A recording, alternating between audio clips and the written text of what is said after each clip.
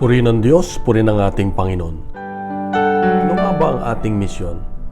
Ang misyon natin ay ipalaganap ang pag-ibig ng Diyos upang lumaganap ang kabutihan sa lahat ng nilalang. Sa Ebanghelyo ngayon makita natin na patuloy na nagmisyon ang Diyos, si Jesus.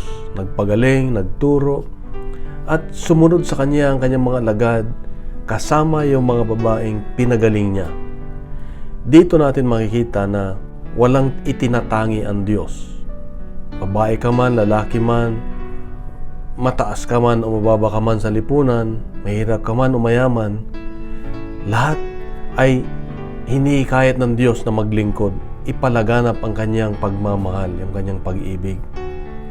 Sa panahon na yon, ang mga babae ay mababa ang tingin ng lipunan. Pero dahil ang Diyos ay bukas, sila ay sinama niya sa paglilingkod. Mababang tingin sa kanila sa mga panahong iyon. Pero ang Diyos ay walang itinatangi. Pangalawa ay nung sila'y pinagaling ng Diyos, hindi lang pinagaling sila at umalis na. Bumalik sila upang maglingkod, samahan si Jesus. Tawag dito yung faith in action.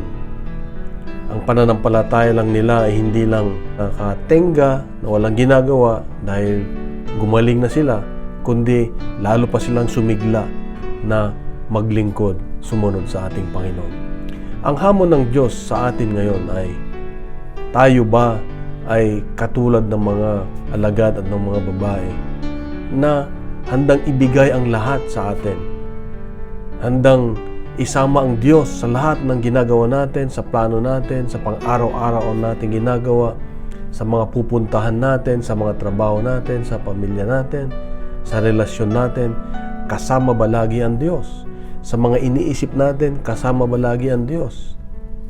Pagkasama ang Diyos, ibig sabihin, ang pananampalataya natin ay gumagalaw sa ating buhay, mas madaling maipakita, maipalaganap kung sino ang Diyos at ano ang magagawa niya sa buhay ng isang tao.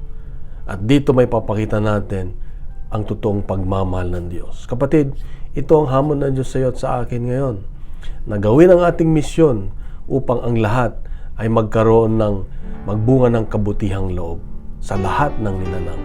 Sa mapagpalang Biyernes sa iyo at sa iyong mga mahal sa buhay, kapatid. God bless.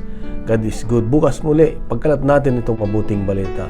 Siya ang mabuting balita. God is good. God bless.